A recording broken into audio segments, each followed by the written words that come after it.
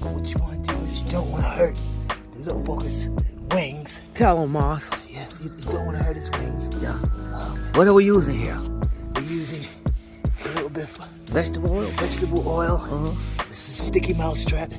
If he gets his face down on the mousetrap, instant death. Instant death. Instant death. What are you going to do there, Dr. Howard? So what I'm going to do is we pour a little bit of oil on the legs, on the mousetrap. It evens out the mousetrap, and you're able to wiggle very gently. Just wiggle him off. Look at the little guy.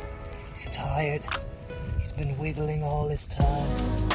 You don't want to hurt him, but you're just wiggling it. See as it comes off. Nice, The very little nice. guy. Woo! He flew away. Yeah, just like that. Just like, Look at him. look at him go. He doesn't even have any wings anymore. He's hopping along. He hopped on. He's up out of here. All right, little guy. When you get a chance, can you send me a Cash App?